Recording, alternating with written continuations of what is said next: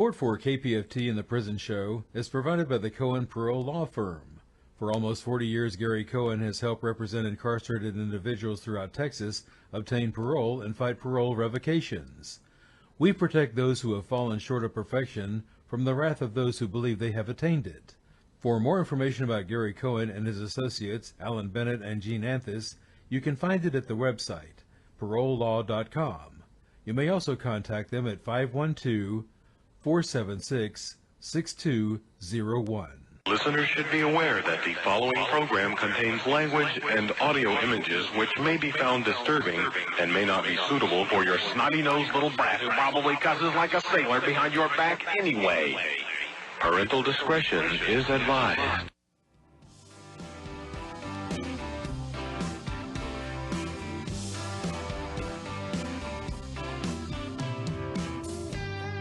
Daddy, I'm coming to see you at visiting hours next week. Mama ain't been doing too well, I'll tell you more when we speak. I'm on. Now I'm on. Delayed reaction. Welcome to the Prison Show. Tonight is July the, let me see what date, 18th. Friday, July the 18th. Again, we've had one hell of a week, but we are here back at the Prison Show, back at KPFT, and tonight David has lined up a fantastic show for us. We have Tangi Smith, founder and executive director of Texas Federation of the People Foundation and KPFT's Community Advisory Board member. She is here to speak on the Peace Pop-Up tomorrow. We have Keri. Keri's back. Woohoo! Senior investigative reporter for the Houston Chronicle, author of Corrections Inc., former LA Times, Marshall Project, New York Daily News, and a returning citizen. Dion Garcia, CEO at A1 Music Empire, Street Management, Empire Radio, and returning citizen. And of course, Abe. Abe will be on later. He is the co-director and founder at Death Penalty Action. Whew! So David has lined up a great show for us. In addition to that, I'm going to get to something called a Watermelon Festival, the 4th annual Watermelon Festival Dance and Summer Social, tonight starting at 5 p.m. Is that correct, David? Yeah, 5 until about 11:30 tonight, and then tomorrow it'll be 10 o'clock, and it'll be over. The last band goes on at 10 o'clock, but it doesn't start till like 4 o'clock tomorrow. Okay. It says door opens at noon, though, so that's kind of weird, because Wendy Elizabeth Jones on at 4 o'clock, Hell in the Buckets at 6, High Taylor's at 8, and Pot Roasters at 10, so free watermelon. Free watermelon, yes, free watermelon. My favorite price. Yeah, the only price nowadays. Free. Live music, local vendors, good vibes. Hank must be going. And if you've never been to the Cottonwood Club, you need to go. Sounds fantastic. 3422 North Shepherd Drive here in Houston. But first, we have Tangi Smith, and you're here to talk. Let's get the mic a little bit closer to you. I was trying to maneuver it because David yells at me when the crane. It's not just me, it's Bill and everybody else. I get yelled at too, so I got a message for someone. Uh-oh. Yep. Here we go. Read between the lines. Yeah, exactly. You know who you are. Mm-hmm. So we're going to do a temporary mic shift. We're going to make sure everything's okay. Absolutely. All right. Yeah, absolutely. So what you got for us tomorrow? We have a peace pop-up. It's called Houston Safe Summer. And we have invited just about everybody that's in the city that does reentry work and does prison work. And what we want to do is invite the community out to let them know and understand the conditions of prison, especially when it comes to the heat. We know that sometimes the prison get up to triple digits. And we're not talking small triple digits. We're talking about big triple digits, beyond 115, sometimes 130. People sometimes lose their lives. So it's something that it's imperative that it needs to be talked about. It's something that everybody needs to know. Prison is supposed to be for rehabilitation, and unfortunately, that's not what they get. Sometimes their fate is death. So we need to let the public know that you need to really do something, and you really need to be aware that temperatures are over 100 degrees. Air condition needs to be in there. No one should be in an inferno, and it's our obligation and it's our right to know that it's not up to standard. And while it's under substandard, we need to let our authorities and our officials know that we do understand what the conditions look like, and you need to do your job.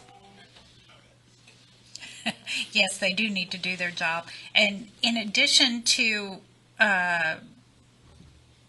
there's going to be a mock cell, correct? There is going to be a mock cell, Yes. and we're doing a 7-minute challenge, and we're asking everybody to be a part of that 7-minute challenge. We want them to drink the water, and we want them to feel that heat.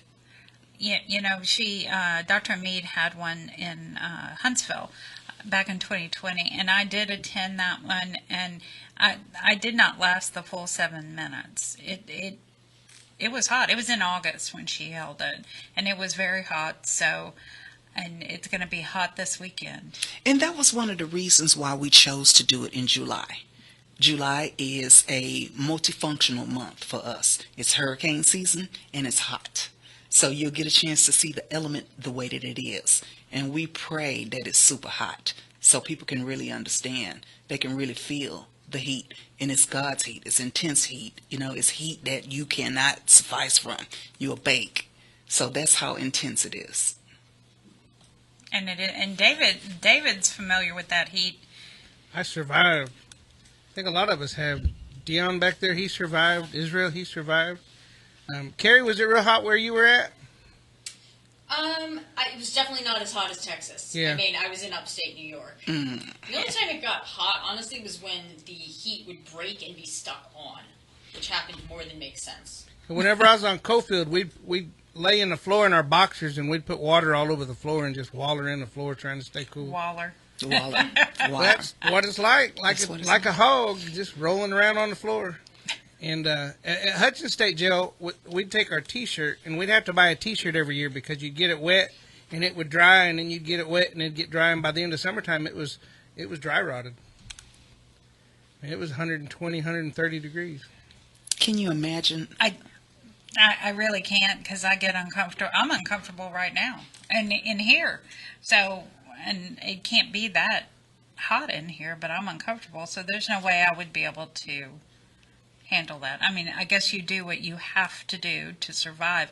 And it's not just the incarcerated people. It's also the reason why they're short-staffed, because you don't want to work in those conditions either. So they're short-staffed. That means that the men and women have to stay in their cells longer.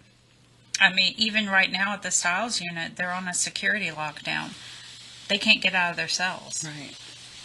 And it's tough for the people working. It's tough for our loved ones. It's tough for everyone concerned. You can't even, the food you eat makes you sick because you're hot. Not to mention that the food's not good anyway. Right. Now, wouldn't you think that would be unjustifiable, what do you want to call it, unjustifiable solitary confinement?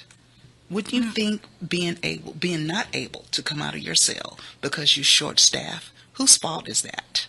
Should I have to suffer even more so on top of my sentence because you don't have enough people employed to do what you need to do to take care of me? I mean, I understand that I have a debt to pay, but I'm still human. So do I have to bake or boil because you can't keep staff on to make sure that we get the proper recreation that we're supposed to get? Are we supposed to get the proper things that we're supposed to have while we're incarcerated? I mean, whose fault that? I mean, everybody pay taxes. So why isn't that money spent the way it's supposed to be spent? Because the people in charge are spending it in other ways. I think Abbott took away, I forgot how many millions of dollars from the prison system a few years ago to pay for immigration. Yeah. Different issues that Yeah. his issues, Right. not people issues. Right. Definitely not that. So what else is going to happen tomorrow? So we have the reentry simulator that's going to be out there. And we're going to be talking to the public and letting them know up front how difficult it is when people are facing repudiation. Everybody don't think that rejection is a real thing, and it is.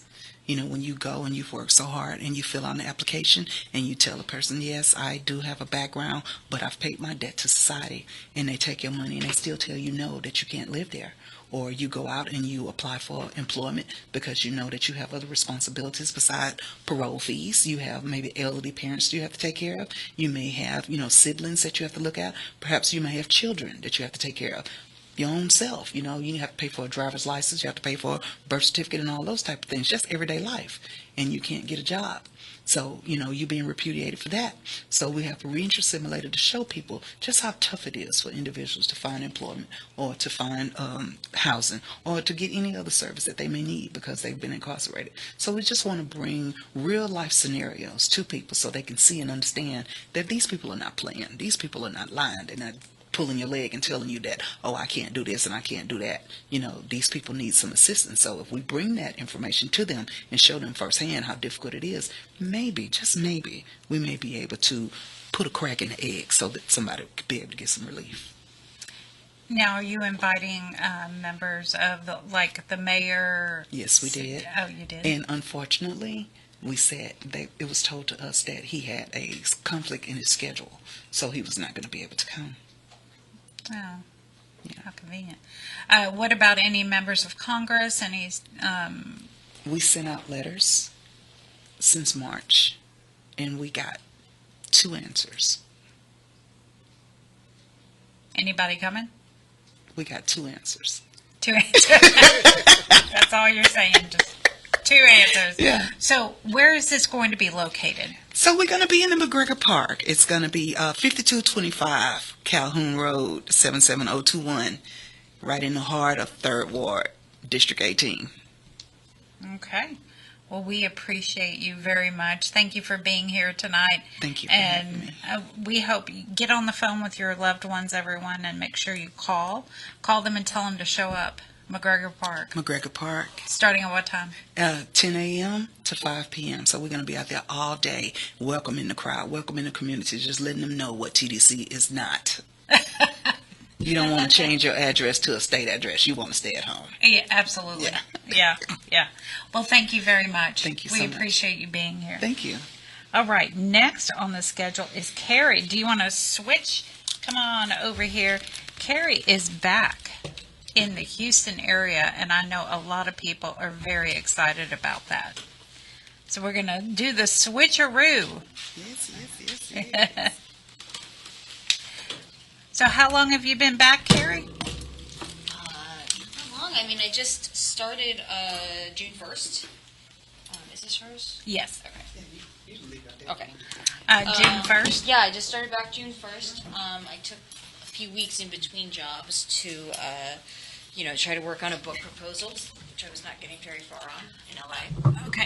Scooch all the way over here. All right. Yeah, because they want to When see was the you. last time I saw y'all? When was the last time I was here? Have I been here since Oscars or not? I don't remember. That was Yes, January, that was wasn't it? January. Well, if it's January, then Oscars was in February. So. I think it was after the Oscars. Yeah. I just know it's been a while. Yeah, it's been a while. It's been a while.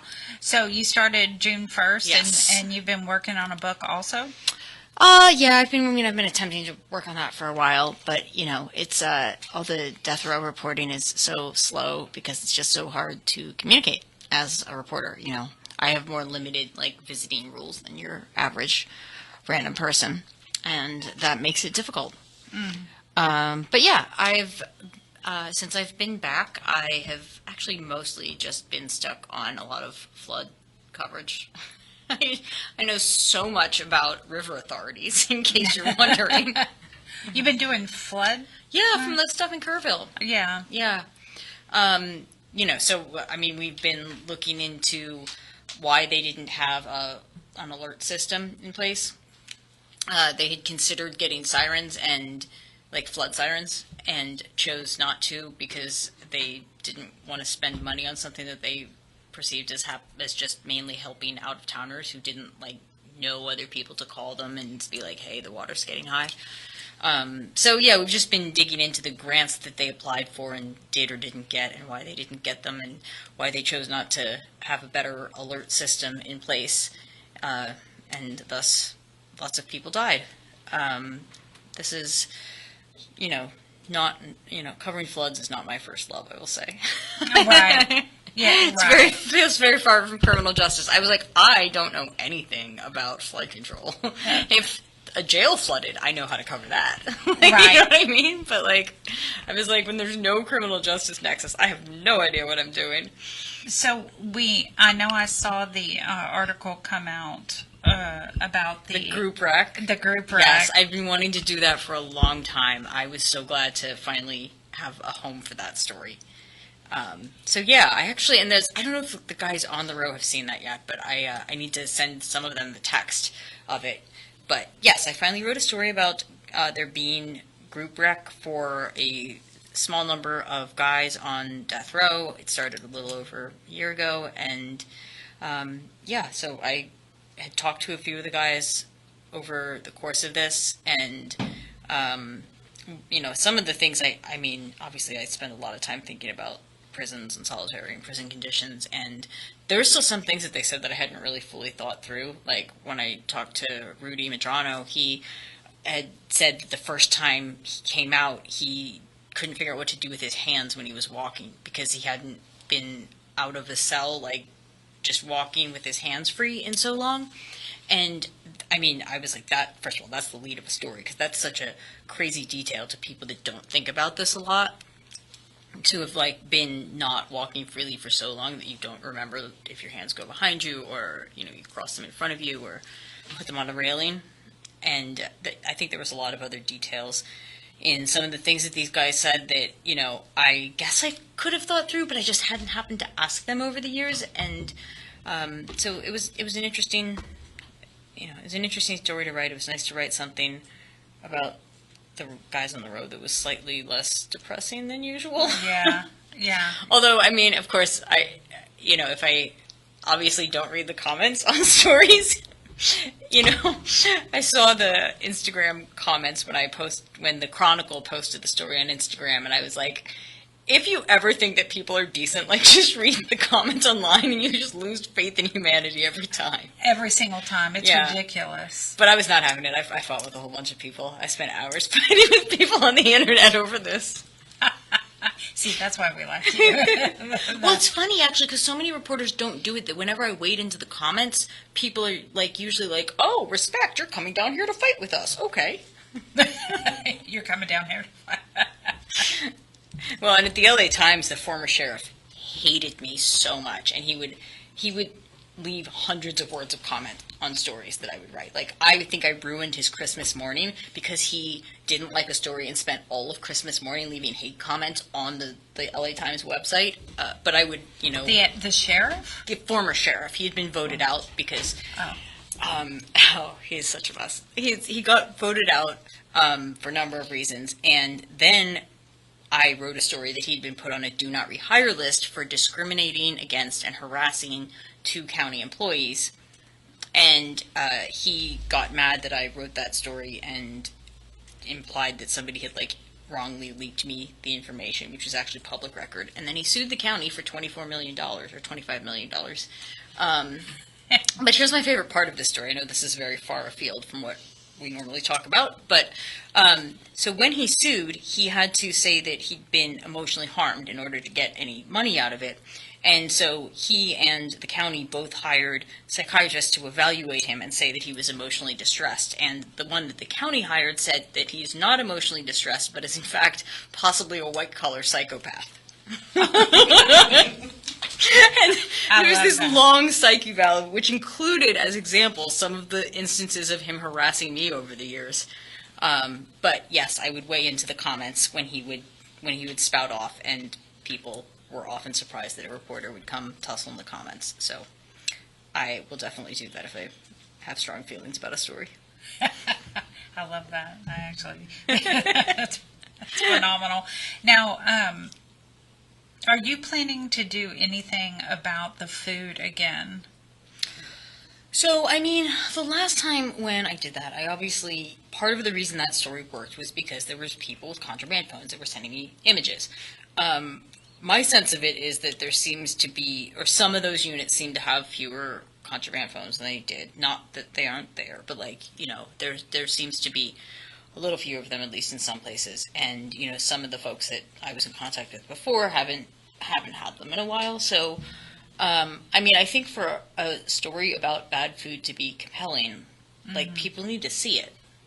Absolutely, yeah. So, I mean, as of now, I'm not going to, unless I get something new or, if I start getting a whole bunch more pictures. But I would imagine if, like, I don't know, if I'd, like, got a public records request of emails and find, staff saying horrible, damning things about their intentions in, like, purposely serving people bad food or something like that. Like, then that would be a story and I wouldn't need photos. But I think I've written about it so much, I need something that would advance the story for that to make sense to revisit.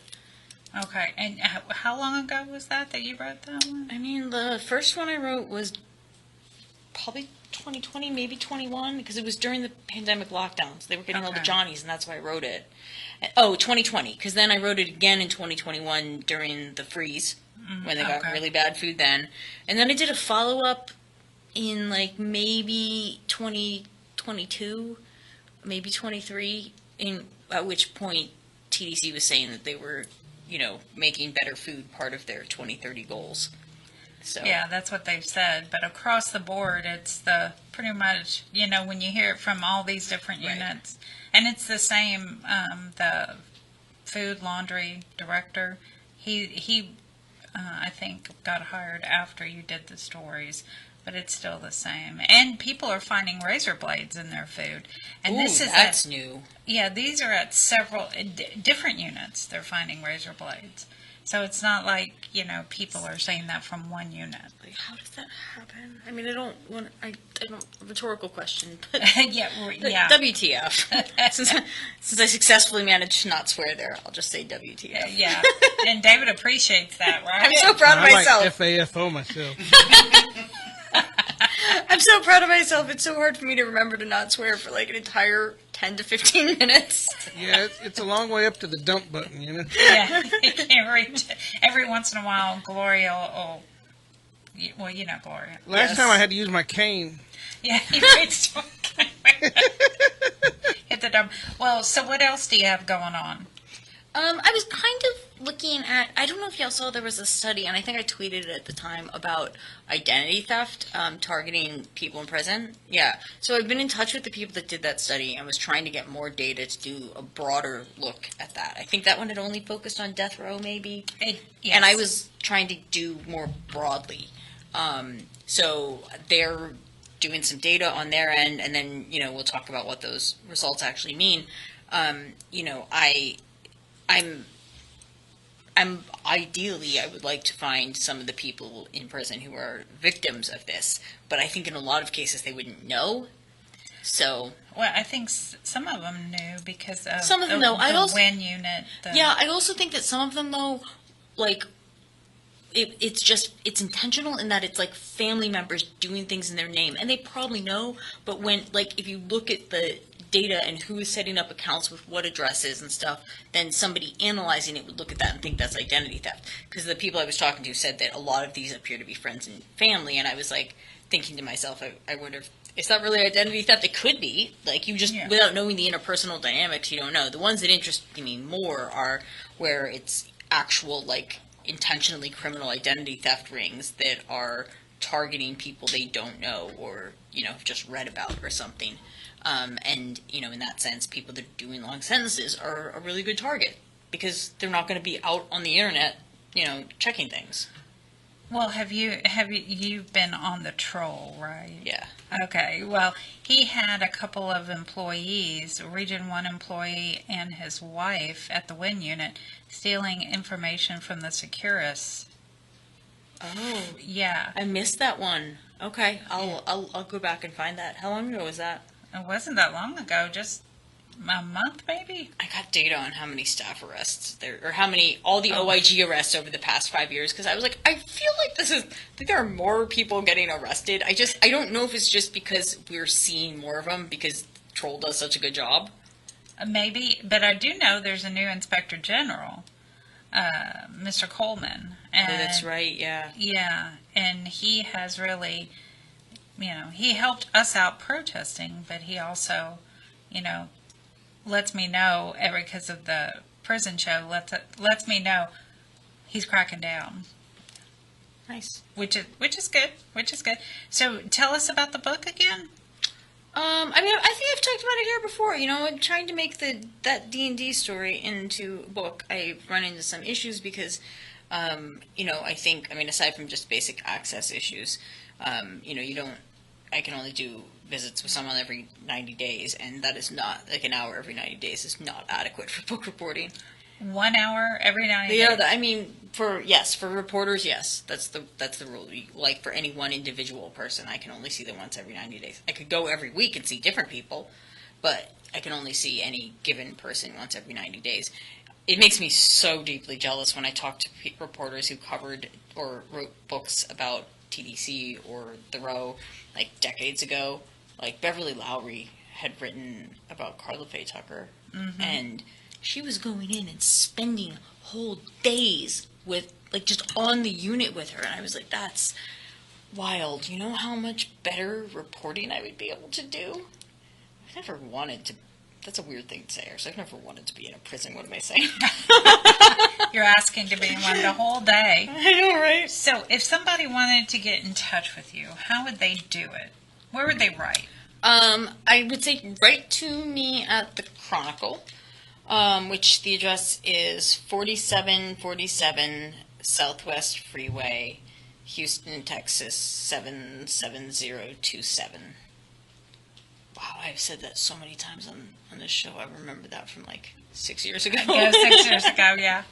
I think, and as a matter of fact, I think David has a bunch of letters for you. Oh, that's right. Yeah, that's right. I can't walk, but she can if she wants to come after her interview. yeah. Just open the door and grab Sure, I'll them. come in and get them. Yeah. Great. Excellent. Yeah, he's been keeping them here for you.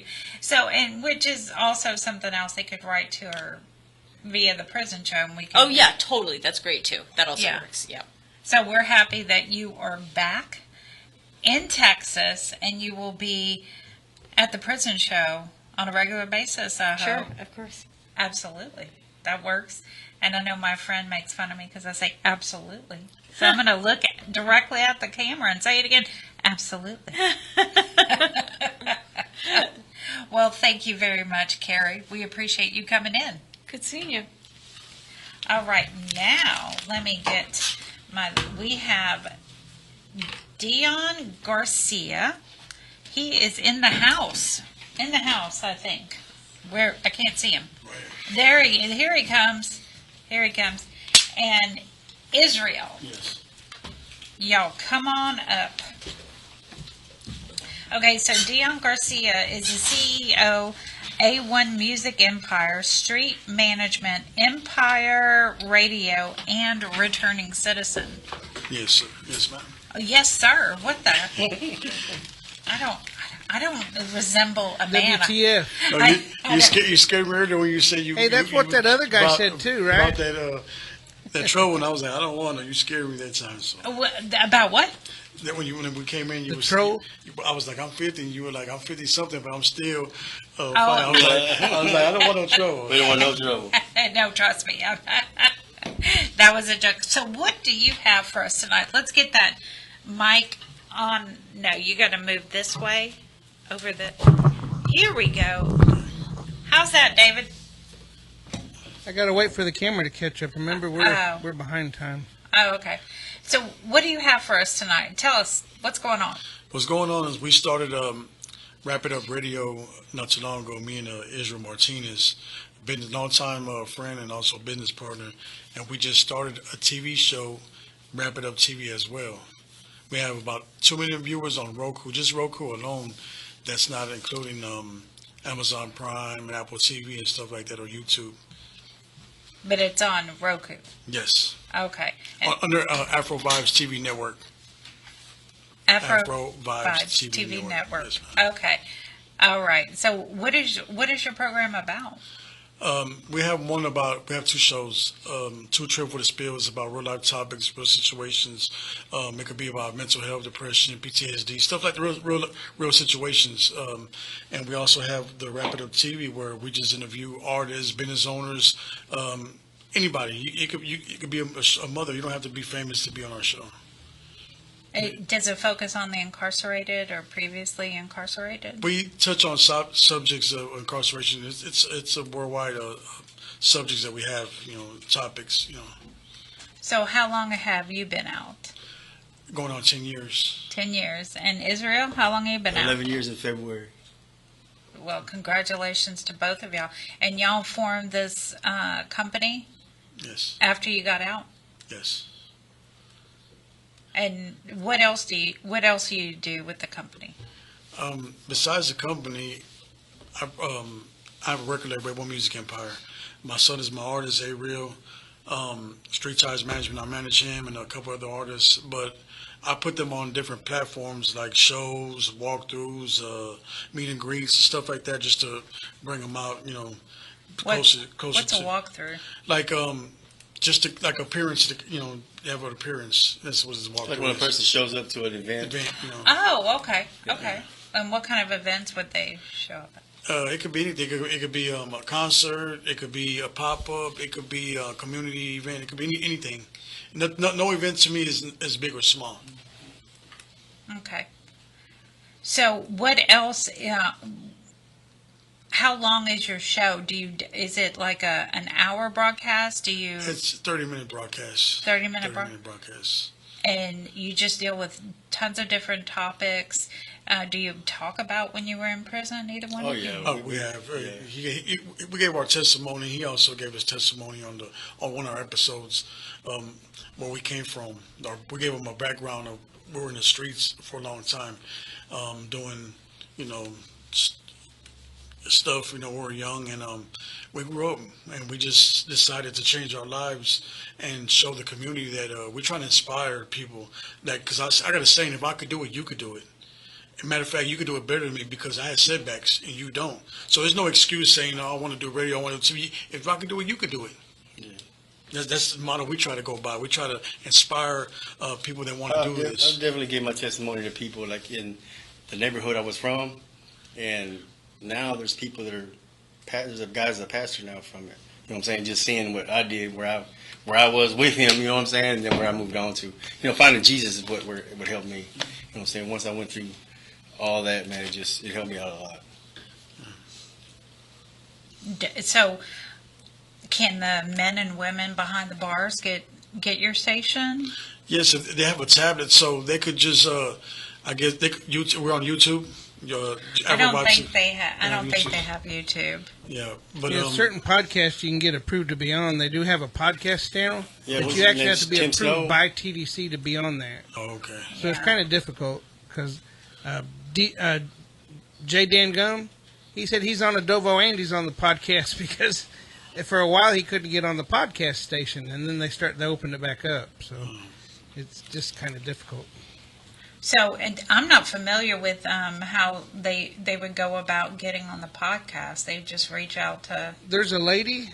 It's a TDCJ info department, and I think her name is Stephanie. And J Dan Gum told me he was going to introduce me, but it's not until like September. So they're going to open it back up in September. So in September, I guess they'll take applications, and he said that it's free as long as you get approved. I mean, they're going to have to screen your show and make sure that it's not, goes against security or whatever. So no gang signs, no all that stuff. Yeah. And no tango blasting. We're not tango blasting. They're like, no. Yeah. I'm just saying. You just singled us out, right?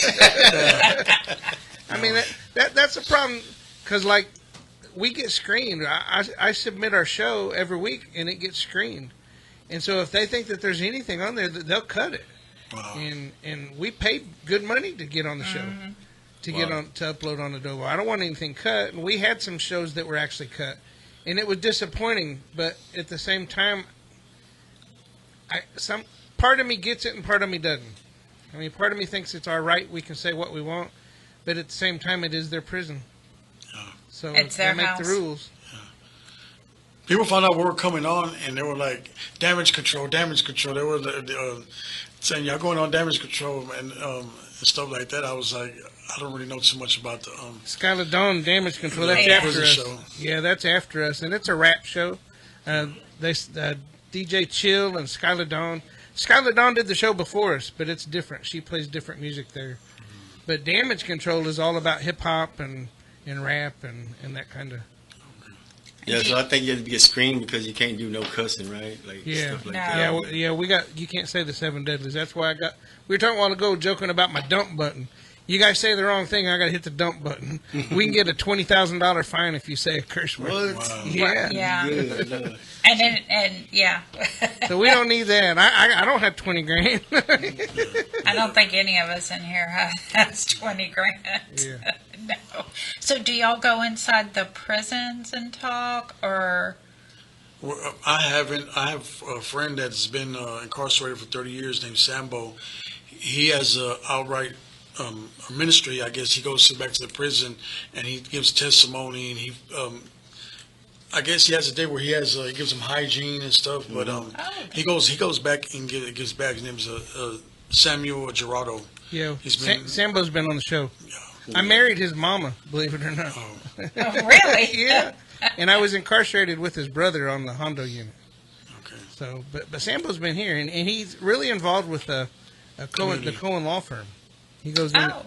He works for the mayor now. He goes Yes. down, and actually, I don't want to tell tales out of school, as they say, but Sambo was Tongo Blast, and then he gave his life to the Lord. Everything changed, and so now he's going for the mayor. And he goes into all the gangs and all that stuff, and he tells them all about Jesus and tells them how they can straighten up their life and get on the right track. All the effort that you put into gang banging, you can put into making it out here, and you can actually have a successful business, like Anthony Sanchez. Anthony was over here last week telling us that he was Tongo Blast. But now he's, I don't know how many thousands of dollars he's making a year right now. Yeah. He's making good money Yeah. now. Doing the right thing. He's married. Well, he hasn't got married yet. They've asked me about it. I'm the one that's supposed to do He's that. having a baby. Yeah, they're having a baby. Yeah. Yep. Yeah, she's ready. But I told him, you got to make an honest woman out of her. I mean, you got to step up. You got to step up the plate and tell everybody you're the wife. That's your wife. Well, let's do it. Well, he did. He told me that was his wife. Well, That's why I said that's his wife. they just need to get the paperwork done. That's all. Yeah, and that, yeah. Well, he was in last week, and he is an incredible speaker. He's an incredible speaker, and he's making a really good name for himself, especially with the college, the men and women. Northwest Education Center. That's right, Northwest Educational Center. I forgot how many certifications you can get there. Yeah, I mean, it's wonderful if you can come out of prison and go to school and then get a job and get up on your feet, and you don't have to worry about all that struggling. And it's all with grants. You don't have to pay nothing. So how did y'all start your station or your show? We started at another station, Texas 101 Jams. They gave me a show there, and I started bringing a lot of these artists to interview, like Little Flip, Fifth Ward Boys, Keri, kind of famous people in Houston. And Israel, we started the record label together, but he had some health issues, so he kind of, while he was taking a break, I was doing radio, doing shows, and once he was able to come back, I brought him back, and we started doing the show together. But the station gave us a start, and they went out of business, and we started to do our own radio. Mm-hmm. You remember K. Reno, don't you? Oh, I remember Keri now. K. Reno used to be on after us. Yeah, when we At were KPFT, when there was over at Love It. Love It. Yeah. He came with the crowd. Yeah, he's big. Yeah, and definitely. Yeah. So are most of the rappers that are on your show, are they like K-Reno, or are they Christian, or are they a mixture? Or? A mixture. Yeah. But I don't have no. I'm not too big on status. If you have a gift, and I'm gonna put you on. If I feel like you're for real about it, I'm gonna give you a chance. I don't care if you're a big, small, big time artist. Been doing it small one times. day or 100 days. Yeah, you know, we're gonna. Do you we're keep gonna up give with Tim Snow on the Texas Prison Stories? Yeah, Tim Snow. We keep up Did you with see him. that dude he had on there yesterday? He just the first day out of prison, and he was rapping for Tim. I mean, that dude he's really getting it. Yeah, I think that was a P100 from Yeah, Austin. that's it. That's exactly who it was. P100 from Austin. Yep. It was on yesterday. Yeah, it was yesterday. I saw that. It was good though, and the dude was really going. Yeah. But I mean, he was Tango Blast. You could tell by his lyrics, but still, he was good at what he was doing. Dang. He's stuck on that tongue over there. Stuck over there. I know. I've done 15 flat. I mean, I've been there. Yes, sir. Yeah. Me too. Yeah, we know the Taco Blast very well. I'm not hung up on it. I think it's just a widely known thing if you do any kind of time. And it's a lot. It's a lot to deal with too. You know what I mean? Yeah. But, yeah, there's a lot of them out there. Yeah. In prison and out. Yes. It wasn't supposed to be an out thing. It was supposed to just be an in thing. Yeah. But Well, it's over supposed to the be like years, a it just- union of a bunch of different gangs, right? right, Yeah, sort of. sort of. It didn't become that way. Anyway, So if somebody wanted, and they're incarcerated, wants to reach out to you two, where can they write? They could write Dion Garcia, 9465 Clearwood Drive, Unit A14, Houston, Texas, 77075. Okay, repeat it one more time just to make sure everybody got it. 9465 Clearwood Drive, Unit A14, Houston, Texas, 77075. All right. Well, we thank y'all for being here. We thank y'all for having us. And thank you for all the help that you've given since you got here. Because we've been asking y'all all night. Yeah. Before we leave, I just want to say one thing to anybody that's watching. Don't let nobody shatter your dream. I don't care how old you are. If you have a dream, and as long as you got life, you have a chance. People would say, I never thought I would be doing radio, TV, or been in a few movies. I never thought in life that this was possible. I was shot 13 times. I died twice. So me being here with y'all is a blessing. I fought for my life. I was under investigation for murder since I was 12. So this chance that I have, when they tell you can't do it, I'm living testimony that you could do it. Don't ever give up. Stay positive. Keep going. And don't believe social media and these young rappers out there. Don't follow them, because it's all destruction. They're giving these kids a lot of this money, and they don't know how control it. And so don't let social media fool you or whatever. Real life situations, being a man is taking care of your family, providing for your family. That's being a real man. So that's what I want to leave with. Yeah. Shout out to the Fed babes. Yeah. Shout out to everybody locked up. Keep your head up and stay strong. Well, thank you. Thank you both. Thank you for And having Thank you. Thank you for having us. y'all have a great night. You too as well. All right. Now we have Mr. Abe. Abe is on line 1. Hey, Abe. Well, good evening, everybody, and thanks for having me. And what a great show tonight with Tangi and Keri and Dion. Amen, Dion. Your message about following your dreams, so important. So I hope everybody's doing okay, and I hope people are staying cool in the prisons. I can't even imagine, and I'm so grateful also for that. The peace, whatever it is, that thing is that they're doing tomorrow, and the Tangi's doing to help people understand the heat, because I just can't even imagine it. And it's just prayers for everybody that somehow you can find some relief. Do you want to start tonight with some good news of sorts? And that is that Kentucky Governor Andrew Beshear it's come out that has declined to set what would have been the first execution dates in Kentucky in 2008, since 2008.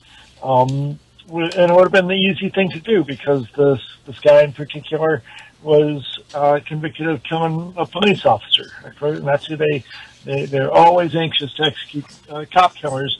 And the governor in Kentucky has declined to set that date. And I don't know too much more about the details of that.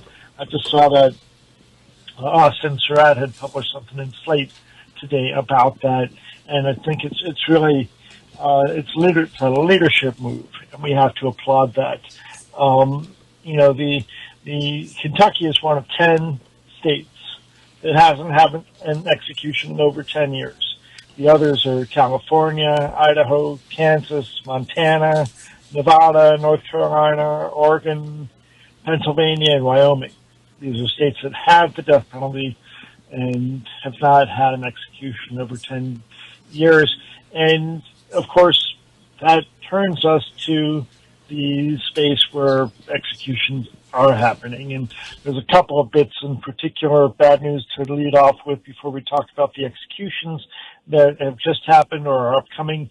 One is just a sad report that among the many groups that are suffering because of the Trump administration's pulling back grants that were provided to all kinds of organizations to do violence prevention work and to help build bridges between communities and police and help police be better about policing in communities and victim service organizations. All of these grants that were funded by the Department of Justice have been rescinded. And that includes an organization called Equal Justice USA, which I want to shout out to because they have been instrumental in a number of the victories that the movement to abolish the death penalty have had in terms of providing on-the-ground support to the state where the people doing the work in the states. And I've been just proud to stand with them and to be in partnership with them over the years. And, about 3 months ago, they cut 20% of their staff, including their death penalty staff. And they held on to 2 people that still have death penalty as part of their work. And now, as of earlier this week, they've declared that they're just shutting the whole thing down. They have not survived.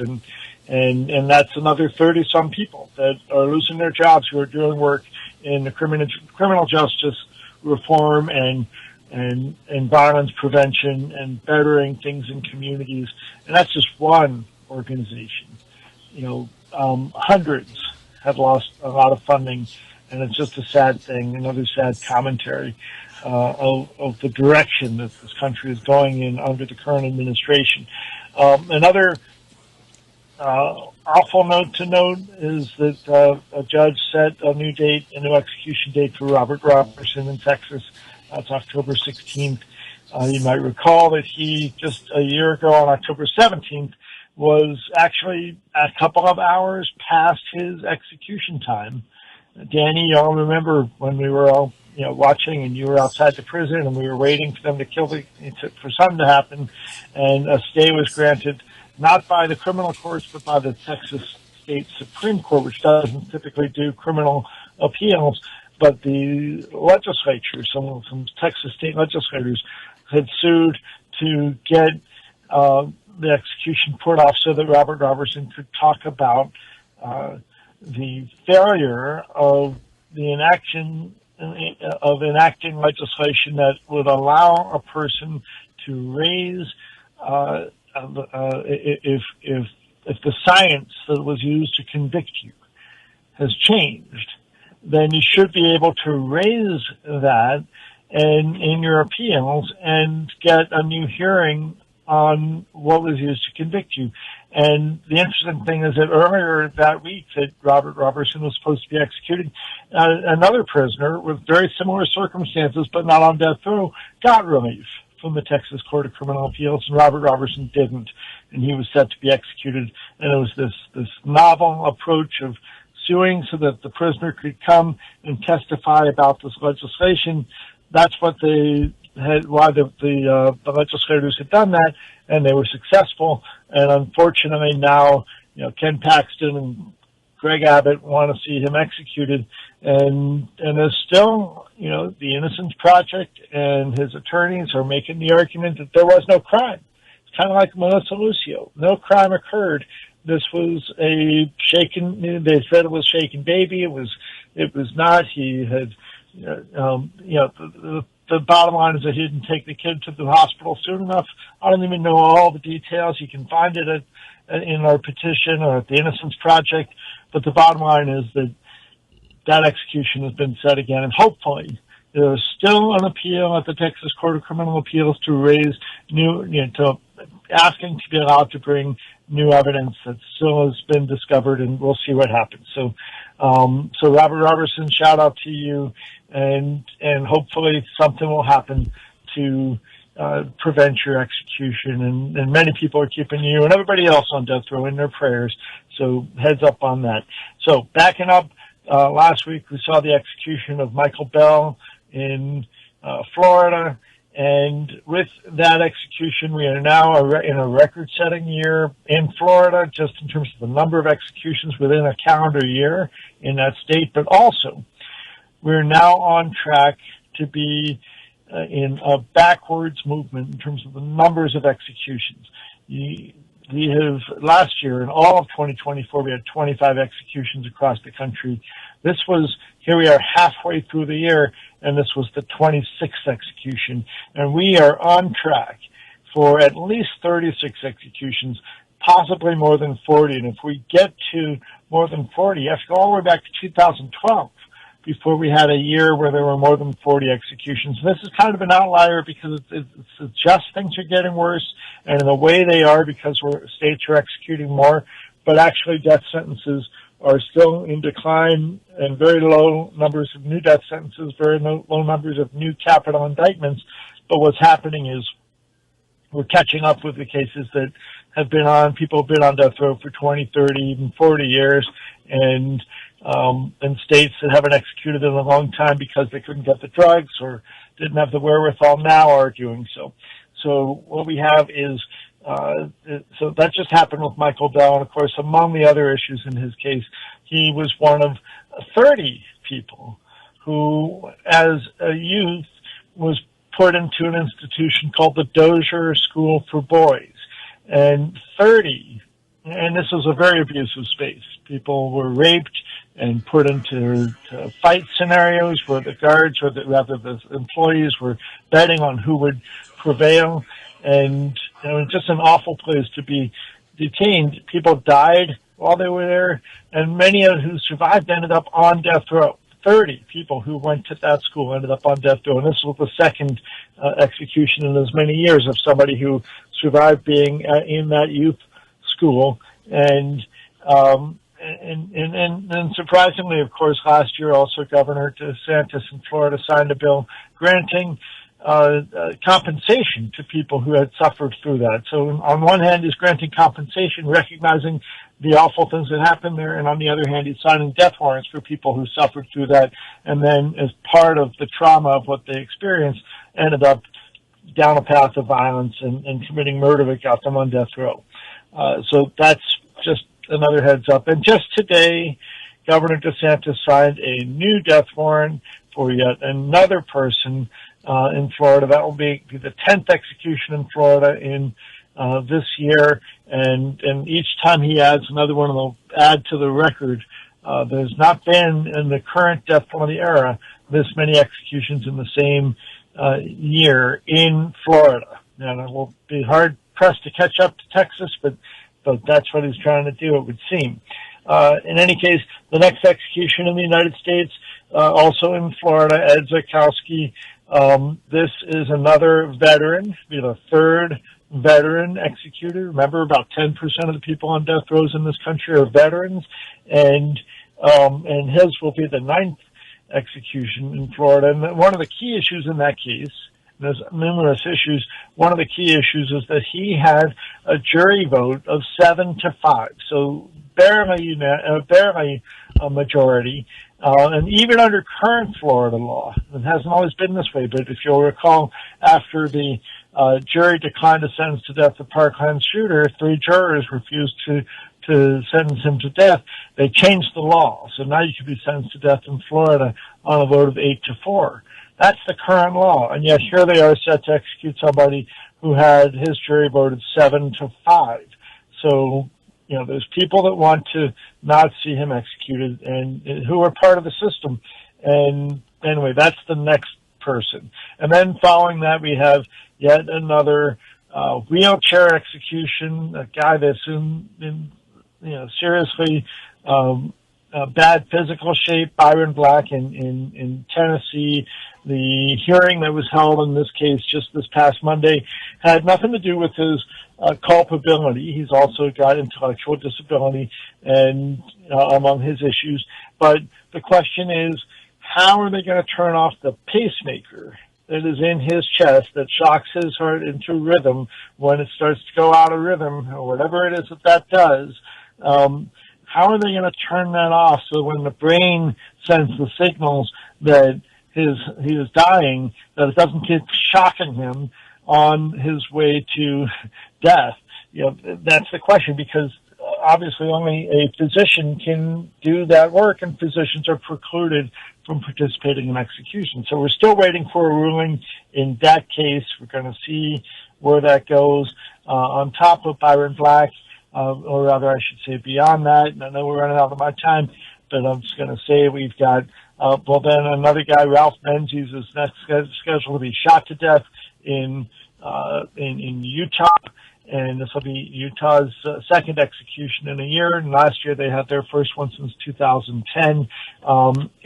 But with Ralph Menzies, again, here's a person who doesn't understand why he's being executed because of his dementia. On top of that, he also is on oxygen in a wheelchair. Do we need to execute people like this? Alabama has 2 gas suffocation executions. Indiana's got another one on the schedule. Missouri has another one on the schedule. Tennessee has yet another one beyond Byron Black. And then we are anticipating at least 5 execution dates are being sought in Louisiana to take place this year. So that's the path that we're on. And it's a dangerous path. I invite people to just go to deathpenaltyaction.org. That's where you can find a petition in every one of these cases. By the way, we're also expecting another case of a guy in Oklahoma executing a person who did not commit the crime, another law parties kind of case. Too much of that happening. So deathpenaltyaction.org is where the petitions are that you can sign and get involved. And of course, shout out to Melissa Lucia. We're still checking every Wednesday morning, waiting for the Texas Court of Criminal Appeals to affirm the judge who sentenced you to death and the prosecutor both saying, release her, vacate that sentence and let her go. There was no crime, and we're still waiting for that ruling. So shout out to you, Melissa, and to everybody else in the prisons. Write to us at P.O. Box 89. That's Death Penalty Action, P.O. Box 89, Ghent, G-H-E-N-T, New York, 12075. I've got a few new letters in my hands. I'm going to be writing back to folks. So thank you for writing to us. And again, P.O. Box 89, Ghent, G-H-E-N-T, New York, 12075. Everybody stay cool. And thanks, David and Danny and everybody there for having me on the show again. Well, thank you, Abe. Have a good night. You too. Bye-bye. You're listening to KPFT Houston. Support for KPFT and the Prison Show is provided by the Cohen Parole Law Team. For almost 40 years, Gary Cohen has helped to represent incarcerated individuals throughout Texas obtain parole and fight parole revocations. We protect those who have fallen short of perfection from the wrath of those who believe they have attained it. More information about Gary Cohen and his associates, Alan Bennett and Gene Anthus, can be found on their website at parolelaw.com. You may also contact them at 512-476-6201. All right. Let's get to the best part of the show, the shout-outs. Let's get to Michael first. Hey, Michael. Hi, how are you? I'm doing good. How are you? I'm all right. Wanted to give a shout-out to my friend Frederick Young. He's being held in Indiana. He was in for 18 years for something he's maintained his innocence on. And now, since he got released about 6 years ago, this is his third time being brought back in on trumped-up violations. He's been in for 10 months this time. He's hoping to get out next month. But it's just, I've looked at the cases he had. The previous 2 times they put him in, they had to let him back out. But it didn't change the fact that he spent an extra 2 years in prison that he shouldn't have. You know, and now it's getting close to 3 years. Yeah, that's ridiculous.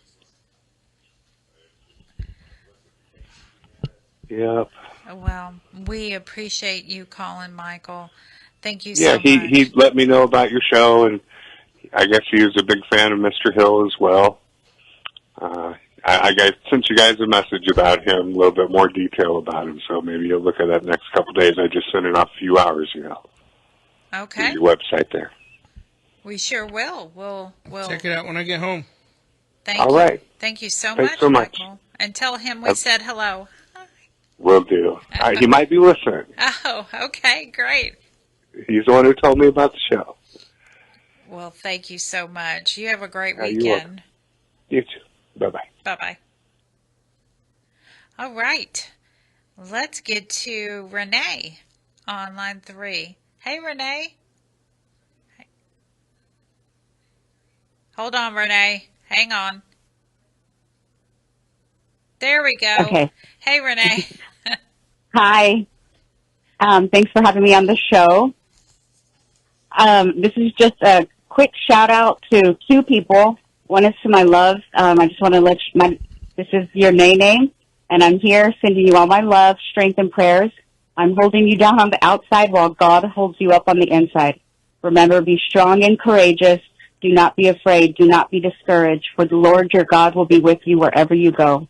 Victory is ours, and I'm yours always. Stay strong, Paul Sanchez. And a shout out to his son, Ashton Sanchez, at the Garza West unit. Keep your head up, young king. You come from greatness, so walk like it, think like it, and know it. Your time is coming. Stay focused and stay solid. Nene. That's it. All right. Well, thank you, Renee. I hope you have a great weekend, and thank you for calling. Yes, thank you for having me. Bye. Bye-bye.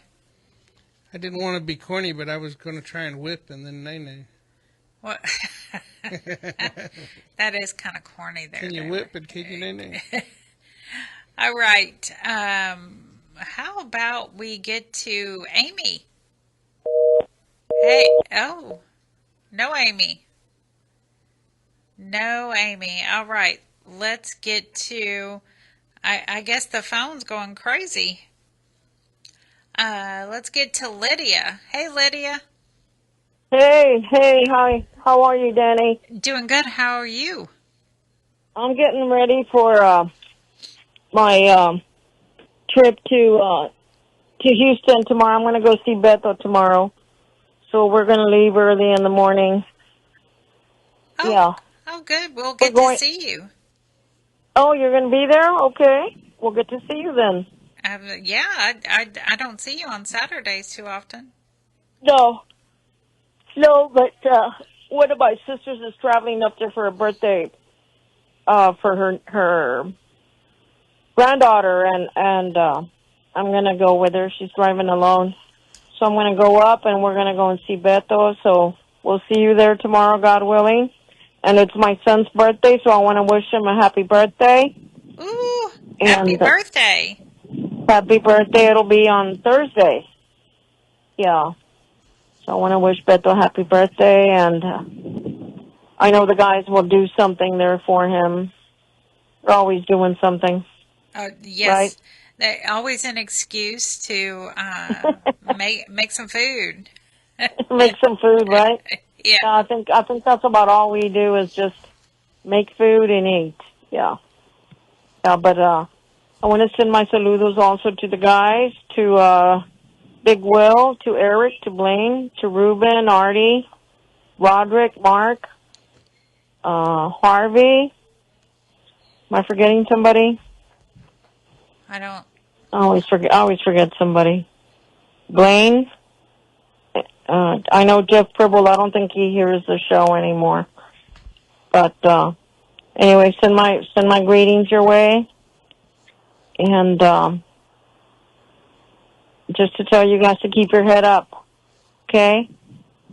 And we're gonna be leaving at 6:00, so it won't be that early tomorrow, mijo. So give me a buzz.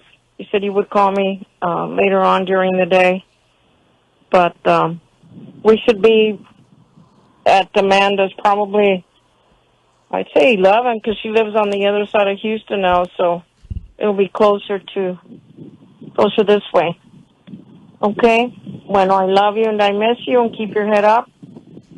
And just sending a great big birthday hug, puppy. Okay, we'll see you there tomorrow, Danny. Is Linda going to be there? She sure will. Yep. She sure will. Yep. Yeah, I haven't seen you all for a long time now. Yeah. Yeah, I've been going on Saturdays. Okay. Okay, I hardly ever go on Saturdays, but yeah, like I said, my sister's going, so I'm going to go up with her. Okay? You guys take care. Drive home safely. And you drive here safely. Thank you. Thank you. Bye-bye. Bye. All right, let's get to Amy. I think she called back. Hey, Amy. Amy? Hello? Yes. Yes, you're on the air. Go ahead. I just wanted to give a shout to my husband, Gmo, in Robertson Unit, G5 lockdown. I just wanted to extend my love and my admiration for you. And I wanted to tell you that I love you and miss you. I can't wait for you to come home in October, getting everything ready for you to get here. Finally, we'll be free after 4 years. Well, that's exciting. Yes, it is. Ready to start the whole new life all over. Well, congratulations to both of you. And we wish you all the happiness in the world. Thank you. All right. You have a great weekend. Okay. Let's get to Cinnamon Bun.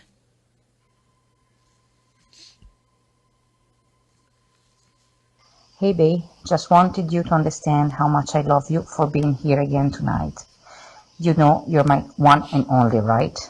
I'm so looking forward to seeing you tea. I can't wait. Please stay strong and be safe. As for myself, well, I have my bleeding syndrome, as I call it, full of anxiety and fear. Oh well, I'm going to see you, so I'm going to overcome this in a way or another. Thank you, Prison Show, for making this happen.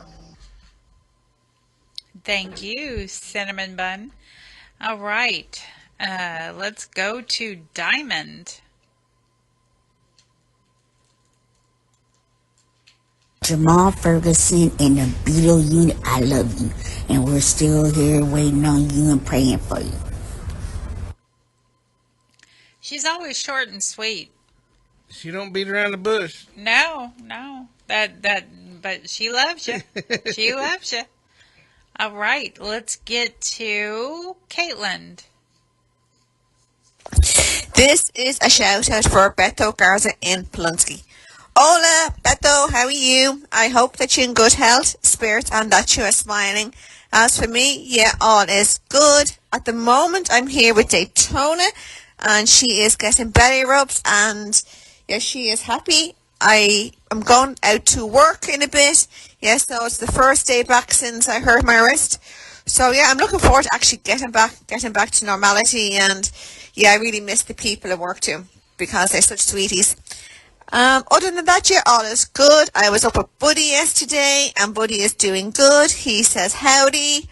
And yeah, the weather here now, at the moment, it is raining, but who knows what the rest of the day will bring. Because, yeah, as our weather has kind of been bipolar, it could be like really super sunny in the next few minutes. Other than that, yeah, everything is good. So please know that you're my thoughts and prayers. And to the other guys, Eric, Mark, Blaine, Will, Debo, and Rudy, hope you all are doing well and staying safe. So good night, sweet dreams, and a big see you later. And to everybody at the Prison Show, a big, big thank you for making this happen. All right. Thank you. Thank you, Caitlin. Let's get to Skyla on line 1. Tonight. Hi, Skyla. Hey, how are you tonight? Doing good. How are you? Good, good. I thought I would call in and give a shout out to all the guys on Lock that are tuned in to you guys. Go ahead. I know they're going to love it. Yeah, so shout out to all the units, all of you guys out there. Drink your water. Try to stay as cool as you can. I know it's crazy hot right now out there. And thank you guys for going and seeing the guys on death row. I really appreciate that. I wish I could do that. So shout out to all you guys on death row too. Oh, you're awesome. Thank you. Thank you, Skyla. Thanks for letting me call in. Well, thank you for calling in. Bye-bye. Have a great weekend. Bye. Okay, you too. Good night. Good night. Okay, now let's get... Dion was just asking about her, wasn't he? Yeah, he was. Who you want to go to? I interrupted. Let's go to Liz. Hi. Hi, Liz. Go ahead. You're on the air. I want to do a shout out to my brother Juan Ramos. He sees parole on the 23rd, and we're hoping he makes it home this time around. He's been gone for 6 years. So we're just praying he comes home. Well, we're going to keep our fingers crossed for him also, and hopefully everything will go well this time. Okay, thank you. Good night. Good night. Have a great weekend. You too, bye. Bye-bye. All right, now we have the one, the only Captain Tom on line 1. Hey, Captain Tom. Feel honored, Danny. Thank you. You're laughing? Yes, I am. I laugh at everything. You give me all these flowers and you're laughing at me? Okay. I am not laughing at you. You know better. Okay, how's everybody up there? Doing good. What about you? Feel a little better. Got bounced around yesterday. I went to the VA and I slipped out of my wheelchair, so I ended up on the floor of the bus. But but the Baytown Fire Department came and got me off the floor and back in my wheelchair. So I'm doing okay. But anyway,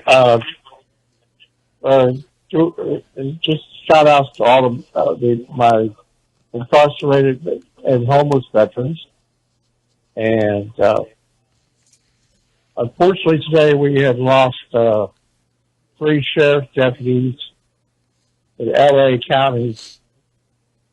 So our hearts and prayers go out to families of those deputies who died from an explosion. And so hearts and prayers to all the families that lost their loved ones. And you can also donate to KPFT by going to kpft.org or call 713-526-5738 and push option number 1 for the donation and option number 2 for your studio. And also you can text the word GIVE to 713-526-5738. And also you can become a sustainer. And make sure you donate to the Prison Show. I'm Captain Tom. We'll call in next week, hopefully with a new list. And David, how's your foot healing, man? It's all right, except it's asleep right now. It'll be okay once I start trying to walk. I won't be able to feel it. I hear you. Yeah, that's therapeutic boot on. Okay? They want me to wear the boot for a few more weeks, and then I start physical therapy. And they actually want me to get in water. I do aqua therapy. That's good, man. I'm glad you're getting a lot better. Yeah, I've never done aqua therapy before. I asked Dee Dee if she thought I was going to float or sink. All right, brother. You all take care up You there. take Have a care. good day. Glad they got you up off the bus floor, brother. Yeah, I know, man. It's not fun being bounced around. And, you know, the driver had nothing to do with it. It was the road. You know. Yeah. And the thing is, it's a brand new bus, and you know, it shouldn't be doing all that. But the roads are messed up. I mean, bad. Especially on 225. I mean, this is just crazy. Yeah, it's really bad up there. Even Highway 10's really bad up there. Say what? Highway 10's really bad going over towards your side of town, too. Yes, it is. Yeah. Yes, it is. All right, y'all take care. Have a good one. Catch you next week. Bye-bye. Goodbye, Tom. All right. Now it is Kaliango.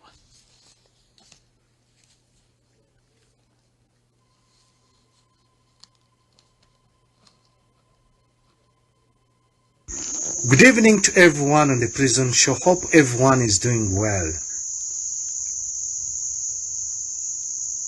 It has been a sad week about the execution of Michael Bell in Florida. May he rest in peace, and may Almighty God continue blessing his family to stay strong and peaceful. I want to emphasize that death penalty is a complex issue that affects not only the convicted, but also their families, community, and society as all. It's time for us to reconsider its place in our justice system. The injustice of wrongful conviction. Wrongful convictions are harsh reality of death penalty. Insufficient evidence, coerced confessions, and biased judgment leads to innocent people being sentenced to death. This is not unacceptable. When we sentence someone to death, we take away their chance to prove they are innocent or rehabilitate.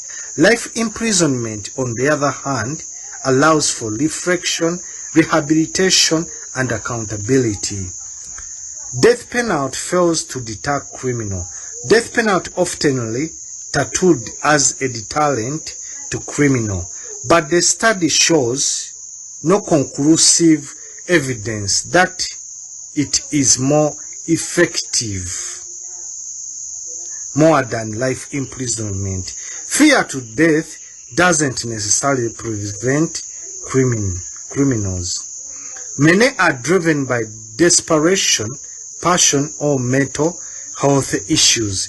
Instead of addressing the root causes of crime, death penalty provides a simplistic solution that neglects the complexities of human behavior, human errors, and flawed justice. Judges and juries and prosecutors can make mistakes leading to irreversible consequences. System flaws such as racial bias, poverty, and inadequate representation contribute to unfair outcomes. Death penalty perpetuates injustice and denies people a second chance, a valid chance. Many people can grow, many can contribute to society with a second life. Rehabilitation programs, restorative justice, life imprisonment provide opportunity for personal growth, forgiveness, and redemption. These are alternative prioritizing healing and reparation, conciliation for victims, offenders, and community. Alternative to death penalty, life imprisonment and restorative justice are more human and effective punishment that allows for reflection, rehabilitation, and accountability, while prioritizing human dignity and human rights. By adopting this alternative, we can create a more compassionate, fair, and effective justice. In my conclusion, death penalty is a flawed system that perpetuates injustice, fails to deter criminals, denies people a second chance. It's time for us to advocate for more compassionate, fair, and effective justice system. Let us join the movement to abolish death penalty and promote a culture of life, dignity, and human rights. Together we can create a more just and a human society. Call to action. I urge all of you to join us in advocating for the abolition of death penalty. Let us work together to promote a culture of life, dignity, and human rights. We can make a difference by supporting organizations that works towards abolishing death penalty and by raising awareness about its injustice. Together we can create a world where every life is valued and respected. I want to send my shout out to my brother Franklin Davis, Robinson Roberts, Lasso Junior Pitti, Melissa Lucio, Abraham Bonowit, to beautiful Mom Linda, Madame Danny, David, Peter, and France. Much love and blessings from Uganda, East Africa. How sweet. He had a lot going on in there. Were those crickets in the background? I don't know. Yeah, he sent that at like 2 o'clock in the morning. Oh, wow. Yeah, that's what I said. All right. Let's get to Mike. Mysterious Mike. Not so mysterious Mike. You know, Mike had surgery on his foot, and Linda told me he's back home now. So just so everybody knows that Mike's doing okay. Good. Hello, this is Mysterious Mike doing the shout-outs for the historic prison show. Here's my shout-outs, the guys of Texas, Guy Alexander, Jamie Cuppett, Stephen Russell, Stephen McGee. Shout-out for Philip Perez. Shout-out for Matt Thomas, Edward Reeves, Adam Wilkerson. Shout-out for Aaron Vasquez, Haas, Keith Money. Tasha wants me to do a shout-out for Payday. Shout-out for Oz. Shout-out for Curtis Robertson. Shout-out for Blaine Milan. Shout-out for Jesse Cortez. Shout-out for Bill R. Sims. Shout-out for Raymond Lee Cart. And a special shout-out to Clarence Lee Bowman. Hopefully you're doing much better. And you can continue to write to Mysterious Mike and Keri of David Collingsworth. And hope everybody has a great weekend. And now back to the historic prison show. Adios. And that address to write to Mysterious Mike or anyone here at the prison show is 226 Chipmunk Trail, Shepherd, Texas, 77371. Did I get that zip code right, David? I think so, 77371. Shepherd, America. Shepherd, America. Yep, 77371. Yep. Okay, got it right. All right, let's get to Kiki now.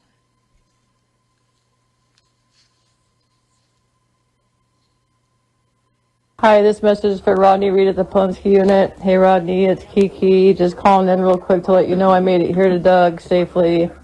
Just unpacking right now and getting settled in. Just wanted to call and let you know. I will talk to you tomorrow at noon. My time, 2 p.m. your time. I love you. It was nice talking with you today. Have a great weekend, Rodney, and I'll talk to you tomorrow. There's Haley. Say hi, Haley. Haley says hi too. Have a good night. Love you. I love kitties. So cute. All right, now we have Elise.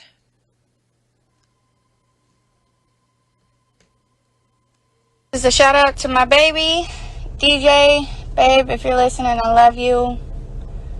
and I can't wait to see you. I can't wait to have you home. I love you, baby.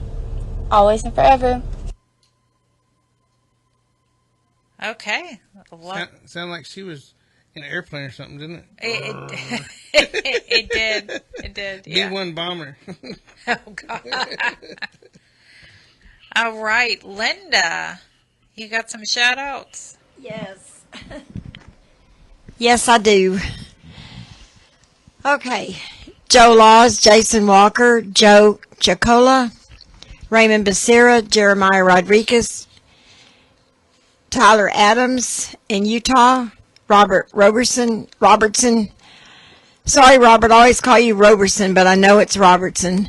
Robert Satterfield, Robert Solis, Lucky Ward, Ronald Haskell, Gary Green, Franklin Davis, Micah Brown, Jaime Cole, Blaine Milam, Paul DeBow, Marcus Drury, Pete Russell, Will Spear, Kerry Allen, Britt Rukowski, Christopher Turner, Larry Hatton, Bill Sims, Iron Thunderhorse, Chris Cornwell, Alfred Mitchell, Oklahoma State, David Wood, Walter Sorto, Gregory Allen, Curtis Robertson, Midget Titan, Paper Cup, William Owen Sr., Stephen Curry, Charles Thompson, Travis Fletcher, Edward Holland, Dennis Price, Joel White, Talon Carter, Charles C. Bolton, Alex Sparks, Xavier Davis, Joshua Robert Leal in Phoenix, Maryland, DeCam Deal, Boyd Unit, Tyrone Williams, Trinity Morton, Iowa Park, Frederick A. Young, Newcastle, Indiana, Cody Lloyd, Sheldon Washington, Terrell Rogers, Jimmy Harris, Juan Segura, David Duran, Trinity Morton, Percy McGee, Gerald Moody, Felix Lopez, Maurice Willis, Brandon Savarot, Newcastle, Indiana, Serafin Flores, Francisco Gonzalez in Lancaster, California. Boy, we're getting letters from everywhere. Good night, guys. Have a great week. We are getting letters from everywhere. It's because we're broadcasting everywhere. Everywhere, yeah. All right, David, go ahead with yours. Yeah, I'm not. Hold on a minute. I wasn't quite ready. What, are you ready? No. All right, well then, I guess everybody had to wait on me. Well, you can call in your shout-outs at 713-526-5738. Option number 2. Call in your shout-outs. And we do have... got some open lines. Yeah, some open lines. All right, so we've got Akeem McIver, Alexander Orchard, Andrew Westbrook, Ashley Bradshaw, Brian Smith, Charles Booth, Charles Miller, Crystal Minnie, and these guys are all over the place. This is North Carolina and Tennessee, Oregon. Alexander Orchard's up in Oregon. So I just, you guys sometimes holler out where they're at, and I just name their names out. Curtis Henderson, Curtis Otto, Daniel Campbell, Daniel Lipscomb, Daryl Adkins, David Easley, David Saffel, David Weller, Derek Walker, Douglas Stickle, Ireland McKay, Francis Nye, Gustavo Sanchez, Hugo Cusalpa. He hasn't corrected me, so I guess I'm saying it right. Isaac Navarrete, Jaime Quijano Jr., Jamal Fisher, James McElreath, North Carolina, Jaron Reasonover, Jesus Vasquez, John Graves, John Thomas, Jordan Seal, Joseph Bender, Joseph Nimitz, Juan Segura, Kerry Sellers, Colton Caruso, Kyle Trippett, Lamar Sanders, Larry Johnson, Lionel Rogers, Marcus Brown, Maria Pena, Mark Sykes, Marvin Covington, Matthew Hoover, Michael Flores, Michael Johnson, Montana Ruckman, Maury Holloway, Nicholas Smith, Quarry Brumfield, Rashad Eady, Richard Little, Richard Smeal, Gypsy Allman, happy birthday, Gypsy. Roy Forbes, Ryan Kloss, Shabazz Muhammad, Stanley Corbett, Stephen Bartley, Stephen Drayton, Thomas Lanham, Tiffany Cheeks, Travis Walters, Tyler Ship, Victor Gamble, Victor Loya, Walter Woodard, Zachariah Areola, Dennis Price, Rodney Reed, Bill Sims, Pete Sines, Travis Fletcher. Hey, Travis, I did get a letter from you earlier today. I think I saw it in the mailbox, and I got a message from you also. You guys keep your heads up, man. Try, like Keri said earlier, drink lots of water. Use your cooling towels. I noticed that Sendeo Ministries was passing out cooling towels this week. You guys make sure you stay cool, man. Do whatever it takes to. I don't care if you got to waller in the floor like I was talking about earlier. Whatever you got to do, man. Just stay cool. Make it out of there. All right, let's get to Jason. Hey, Jason. Hello, Madam Danny, Mama Linda, and Cowboy Dave. It is good to be with each of you and everyone listening together. Here we are on the radio. For once again, my name is Jason Wysong, and I am known as a in-prison reentry mentor. And as it seems, I've become actually quite known for also prison show mentor moment contributor. So a special shout out to everyone who I've met inside at the units that I frequent who have actually approached me and come to me and said, hey, I have heard you on the prison show. So I appreciate everyone, your compliments and your kind words. You could say it definitely does my heart proud to know that the time that I spent writing something that I hope will inspire you to be just a little better tomorrow is appreciated and means something to you. My next shout out, of course, as I always start out with, my Walls Unit Mentor Program. Look forward to seeing you guys in the morning. Shout out to Corey, Wall Street, and the Ferguson Unit Trustee Camp Brothers. Hey guys, well, what can I say other than better late than never, right? I hope all of you enjoyed your graduation meal, and I look forward to visiting with you as well in the morning. Shout out to the Ellis unit, the Kairos group. Hey guys, you may or may not have heard that we are not going to have our fourth Saturday prayer and share and reunion, but instead we're going to see you on August 2nd for a special open house and breakfast as well event. So if you have not been with us for the fourth Saturday Kairos reunions in a while, this event is especially for you. So for my mentor moment segment this evening, and I'm going to begin with a special shout out to none other than Miss Marcy Marie. Miss Marcy. Miss Marcy Marie posted a great ramen soup recipe video that I really enjoyed. Thanks for that, Marcy. Big fan here. So now I know along with that, some of you also like to cook as well. Some of you, wherever you're at, right there in your cell, whatever, that you also like to whip something up. And so for those of you who missed Marcy's video, Marcy and her partner shared a favorite soup recipe. So her soup recipe included items like garlic powder, onion powder, jalapeno, summer sausage, crushed chips, hot sauce, ranch, and mayo. So if you think about it, each one of those ingredients represents many different cultures, countries of origin, and backgrounds. When you put all those different ingredients together in your bowl, and you add your hot water, because Lord knows we're all feeling the heat right now, just like that bowl of ramen noodles with many different ingredients mixed together, just like that, we're all in this together on this little planet trying to make it through another day. So as the hot water cooks, the ingredients do the best they can to work with each other and mix and create a flavor. Now, just the same, we also do the best we can with one another.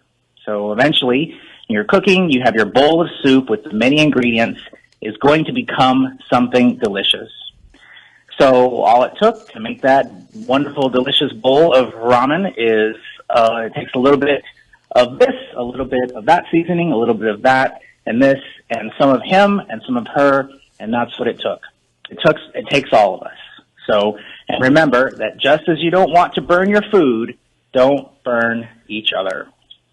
And I'll leave you with a couple of verses from the good book, starting with, comes out of John 13:34 through 35. It says, "A new commandment I give you, to love one another as I loved you, so you must love one another. By this, everyone will know that you are my disciples if you love one another."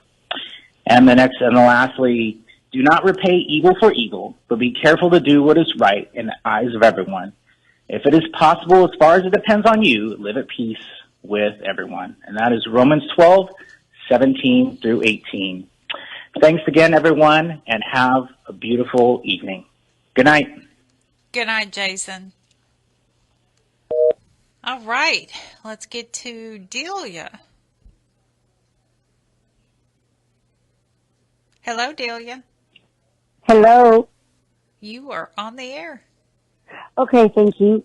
This shout out is for my nephew Raymond Gonzalez at the Ferguson unit. Want to tell you I love you. Can't wait to hear from you Sunday. And for his brother Joe Angel Gonzalez at the Pulaski unit. I hope y'all are well. I will talk to y'all soon. I love y'all. Good night. Thank you, Danny. Thank you. Have a great weekend. Yes, ma'am. You too. Thank you. Bye-bye. All right. Now, before I get to my shout-outs, heads up, I still have not fixed my Securus. So, if you're writing to me, I'm getting them. I can definitely read your messages. And I'm swapping between Linda and Joy, asking them to email y'all back. So, I'm still trying. Securus is telling me they can still help me. Just be patient. That's what they're telling me. So I'm asking you to be patient. But definitely know I am reading your e-messages. And I'm trying to, the big ones I'm trying to hold until I get it fixed. And the smaller ones I'm just asking Linda or Joy to help me. Now I did get an interesting letter from a Mr. Walker over at the Powledge unit, Jason Walker. And he told me about the Securus. People are stealing the Securus information from our credit cards. Or our credit card information from Securus, the employees. And I had mentioned that to Keri. And she wasn't aware of it, but it has been posted on the troll, that information, like I said earlier. And Mr. Walker, we are calling the troll him. Absolutely we are. All right, now let's get to my shout outs. Farron and Blaine. Hey y'all. T, Big Head, Jason Thornburg, Quick, David Hunter, Larry at the Huntsville unit, Britt Rapowski, hey, Rodrigo, Xavier Davis, hey Xavier, I'm sorry that we couldn't get in to see you this weekend, but be looking out for us soon. Troy Glover, hey Troy. Travis Fletcher and Stephen Drayton. Kenneth Decker, hey Kenneth. Eddie at the Wainwright unit. Denise Farmer. Joel White. Jay at the Win unit. Hey Jay. Leroy, of course, at the Pack unit. Brian Rogers, Russell Rieger, and CJ, none other than CJ. Or is it cornbread? Cornbread? I think that's, yeah, cornbread. That's what I was told. Cornbread. All right. So, Mr. Walker, I will definitely get an e-message out to you when I can. Hopefully it'll be soon because some of these e-messages I want to answer and quick. But I haven't been able to. But keep a lookout. I'll be back soon, hopefully. Arnold Schwarzenegger. I'll be back. So how'd you break your Securus? Well, oddly enough, I had some issues with my bank account, and when I complained that I had unusual charges, I told them I disputed all of the charges, and in between there, I had, put some money on Securus, and they disputed that too, which I was in a hurry to get everything disputed because, my bank account was. At any rate, I had 3 accounts at Chase. I had to close them all and go to Capital One. Wow. So I'm at a whole different bank now. But Securus is not very forgiving with the disputed charge, even though I explained to them what happened.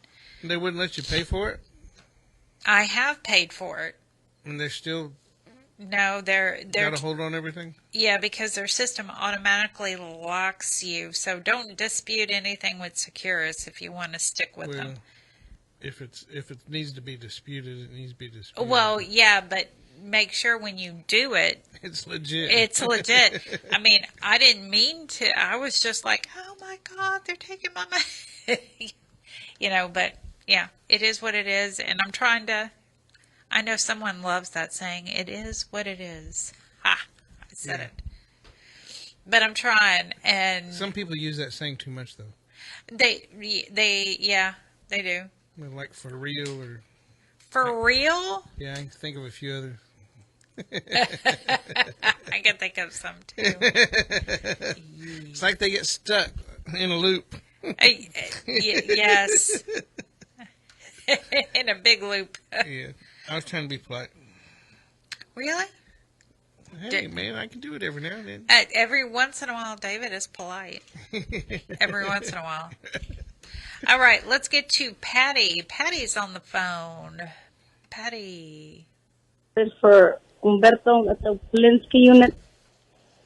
Hey, Beto, just calling to tell you that we'll be there to visit tomorrow, God willing.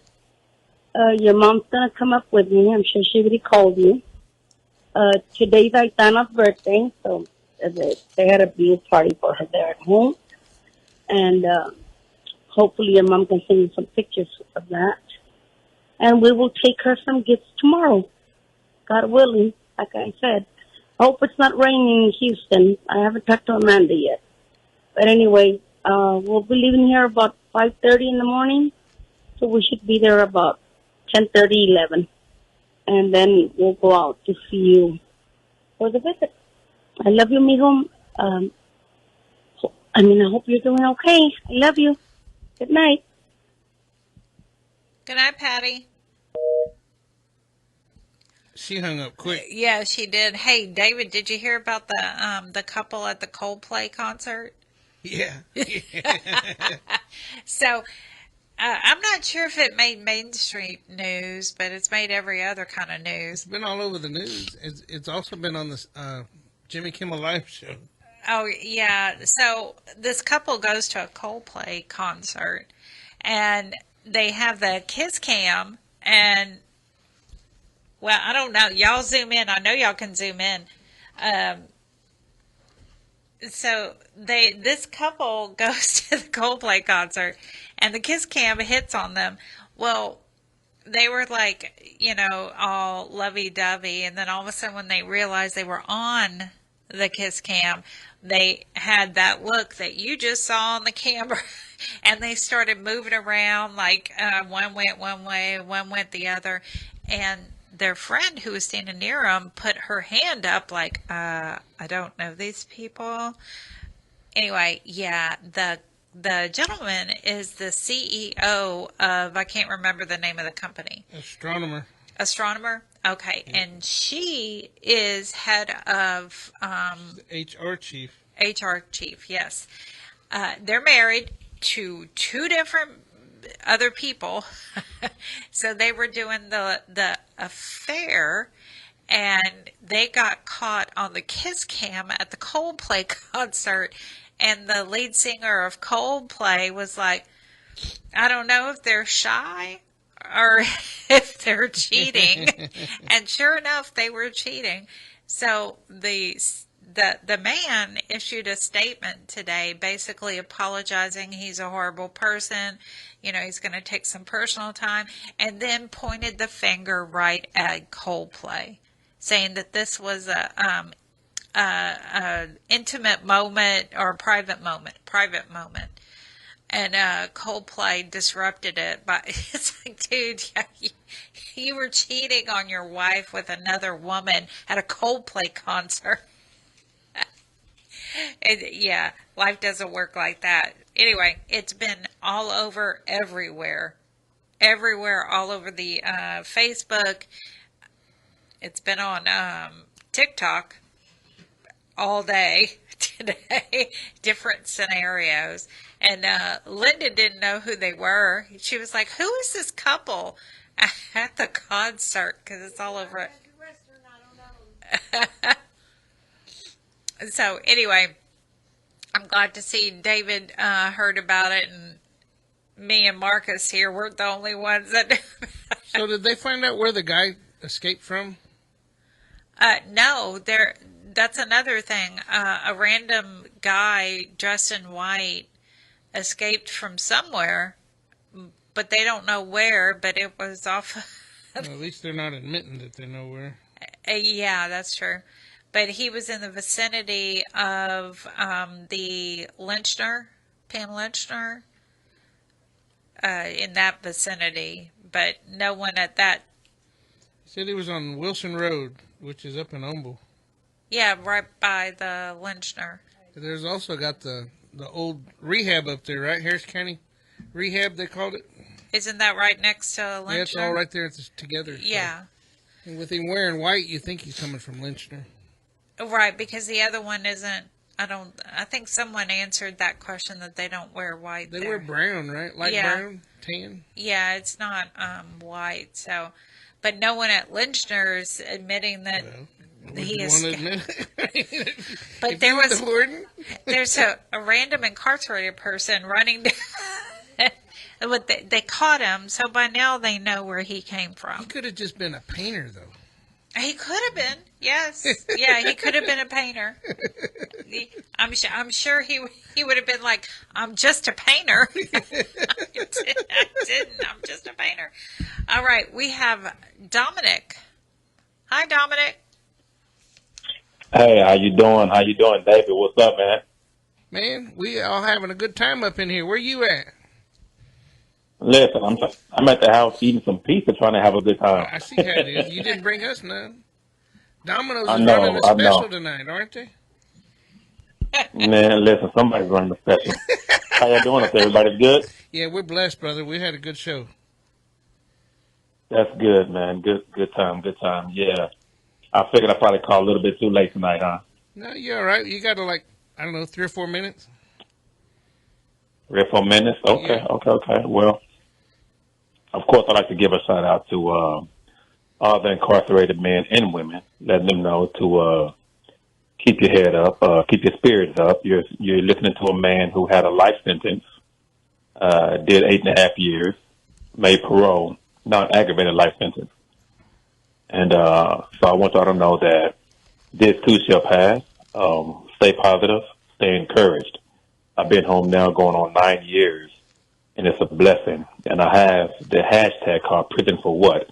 But you're also speaking to a man who started a parole service, Just Free Parole Package Services, JUSFREE.com, justfree.com, to where we reach back and we help families of incarcerated people and individuals who need help with their parole packages. So if you know anybody, if you're the one who needs help, you can always reach out to us. That's JUSFREE.com, free.com, justfree.com, or 713-306-9620, 713-306-9620. It is a blessing to be home. It is a blessing to have a second chance at life. Again, I encourage everybody to stay positive. I have a chance tomorrow to be the host of a stage play with Jameson Charles, David. I know you're going to be there, right? I got a wedding tomorrow. You got a wedding? Yep. Yeah. It's hell getting to heaven. Sometimes it's hell getting to heaven. Sometimes it's hell getting to heaven. I just messed the whole thing up, didn't I? And it's also, isn't it like Bethany Baptist Church's anniversary? Yes, sir. Yes, sir. Yes, sir. Bethany Baptist Church. It's tomorrow at 5 o'clock, so I look forward to being there. We were there tonight having a good time and just laughing, man, about old times. And it's always good to somebody that who did time or somebody you was incarcerated with just come home and do some marvelous, beautiful things. You know, I mean, it's a blessing. So again, I thank y'all for taking my phone call, giving me a chance to give a shout out to everybody incarcerated, even the families who's listening because they're incarcerated as well. I know my mom, you know, she dealt with it pretty hard, and my family dealt with it pretty hard when I was incarcerated. So now I'm just want to be a blessing to everybody around me, including you, David, and everybody there. Yeah. Matter of fact, next we week, enjoyed that time you come over here. Yeah, man, next week, peace on me. Yeah. So remember that. All right. And tell Jameson tomorrow, I'm sorry I couldn't make it, but I got a wedding in Montgomery. It starts at 5:30. So I don't think I'll be able to get all the way back down to Pearland. You in my area. Y'all want pepperoni? Y'all want supreme? What's your pizza type? Man, I like the meat lovers with a few jalapenos thrown in. Meat lovers with jalapenos in there? Oh yeah, boy. Woo-wee. Okay. Them jalapenos keep the illness away. All right. What time you want me to bring it up there? As he stuffs more pizza in his mouth. No, actually, I did. All right, brother. We love you, man. You stay cool. Thank you, man. Love y'all too, man. All right. Great show. All right. Bye-bye. Bye-bye. You know who he was, right? Yeah. He was over here that night. He did a comedy thing down in Pearland. Yeah, that's the... He drove the Audi. Oh, yeah. And then tomorrow is Jameson Charles. That's the play he wrote the book while he was in prison, and then they got the play going on. And I was going to go. I really had a plan. I talked to Dee Dee about it, and you know, with me being off work with this stupid leg thing, I try and take as many weddings as I can.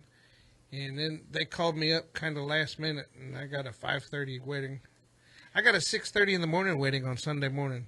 Ew. Sunrise wedding down in Galveston. Dee Dee says, it's going to take you 2 hours to drive down there. I said, well, their money's green. Now, can you do weddings inside?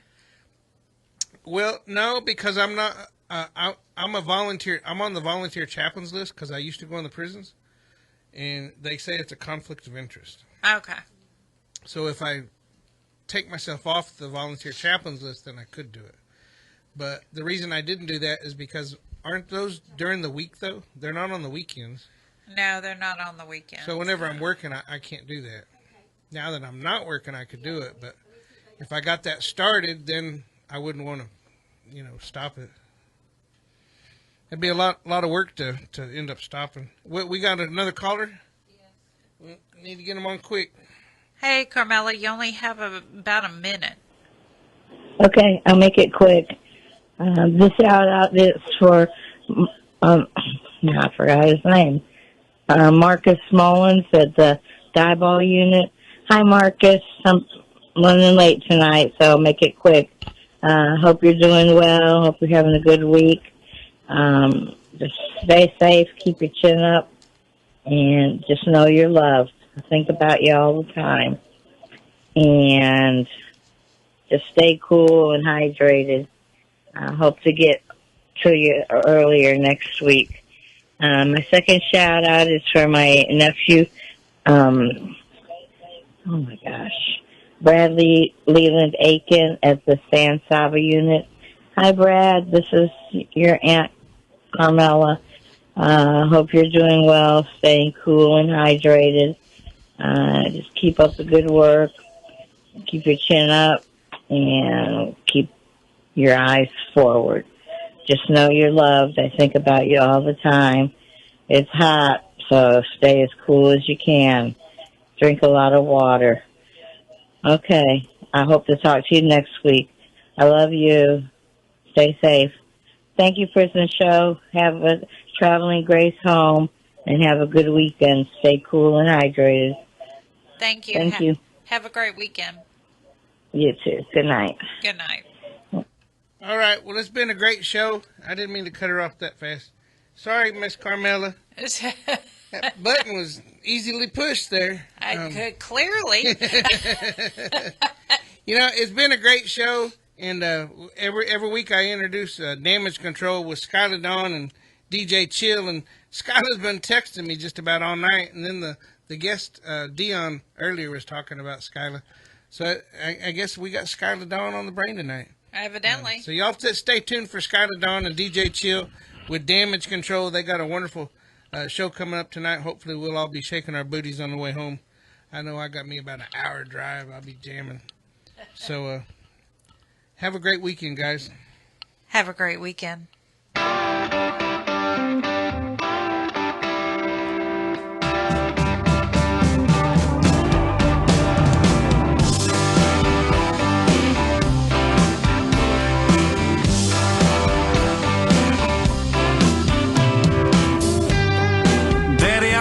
See you